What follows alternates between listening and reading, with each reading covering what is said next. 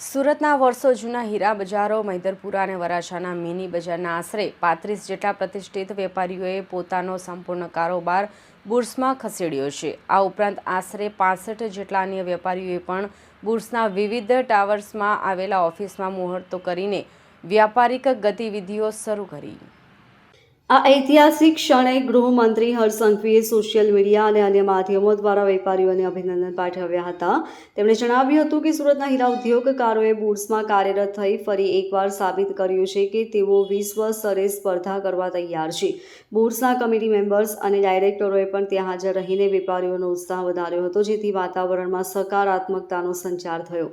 બુર્સના chairman અને સાંસદ ગોવિંદ ધોળકિયાએ એક પહેલ કરી હતી. તેમણે નવી ઓફિસ શરૂ કરનાર દરેક વેપારીને વ્યક્તિગત રીતે મળીને તેમનું સ્વાગત કર્યું હતું. સ્વાગતના પ્રતીક રૂપે તેમણે દરેક ઓફિસ માલિકને એક બોસાઈ વૃક્ષ ભેટમાં આપ્યું હતું. આ ભેટ દ્વારા ગ્રીન બુર્સ અને વિકસતા વ્યાપારનો સંદેશ આપવામાં આવ્યો હતો. ગોવિંદભાઈએ આ પ્રસંગે જણાવ્યું હતું કે જેમ આ વૃક્ષ વધશે તેમ આપણો વેપાર પણ આ નવા સંકુલમાં વટ વૃક્ષ બનશે. સુરત ડાયમંડ બુર્સમાં કાર્યરત થયેલા ડાયમંડ બ્રોકર્સ અને વેપારીઓએ સુવિધાઓ બાબતે સંતોષ વ્યક્ત કર્યો હતો. અહીંની centralise AC system, high tech security, custom clearance house અને વિશાળ પાર્કિંગ જેવી સુવિધાઓને કારણે કામકાજમાં સરળતા રહેશે.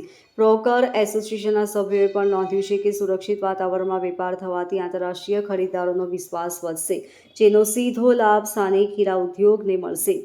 100 ઓફિસ શરૂ થવાથી એક ડોમિનો ઇફેક્ટ જોવા મળશે તેવું નિષ્ણાંતો માની રહ્યા છે.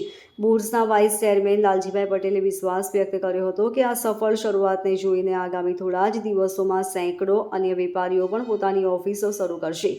એસડીબી મેનેજમેન્ટ દ્વારા વેપારીઓને તમામ જરૂરી સહકાર આપવાની ખાતરી આપવામાં આવી છે, જેથી સુરત ડાયમંડ બુર્સ ટૂંક સમયમાં જ વિશ્વનું સૌથી મોટું અને ધમધમતું હીરા ટ્રેડિંગ હબ બની જશે. બુર્સ માટે ઐતિહાસિક છે. આજે ડાયમંડ બુર્સ માટે આજનો દિવસ ઐતિહાસિક છે. સુરત, મૈદરપુરાના મુખ્ય વેપારીઓ એક સાથે 30 થી 40 વેપારીઓ પોતાની ઓફિસો બંધ કરી અને અહીંયા કારોબાર શરૂ કરેલ છે. અને આપણે ભગવાનને પ્રાર્થના કરીએ કે એમની બિઝનેસ યાત્રા ત્યાંના કરતાં અનેક ગણી વધી જાય એ ભગવાનને પ્રાર્થના કરીએ અને ખૂબ હૃદયથી શુભેચ્છા.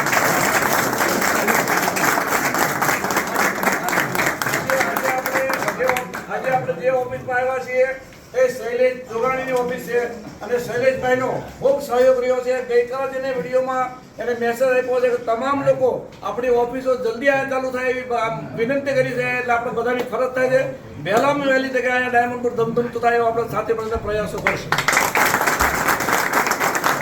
જયરામજી કી નમસ્તે મિત્રો, ગુડ મોર્નિંગ. આજનો દિવસ ઐતિહાસિક દિવસ છે, કારણ કે સુરત ડાયમંડ બુર્સમાં એસડીબીમાં આપણા બહુ બધા વેપારીઓએ આજે એમની નવી ઓફિસો ચાલુ કરે છે. એનું શુભ મુહૂર્ત છે.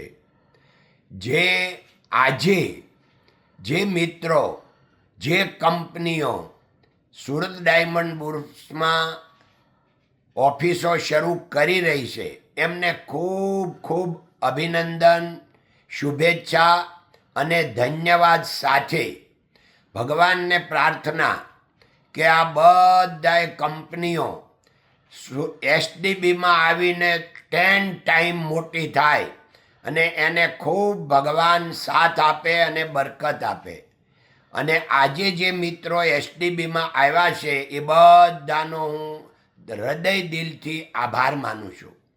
હું આજે આપના શુભેચ્છામાં હાજરી આપી શક્યો નથી, કારણ કે હું રાંચી છું અને હું લગભગ 21 તારીખે સુરત આવીશ, એટલે આપ સૌને મળવા 22 તારીખે આવીશ.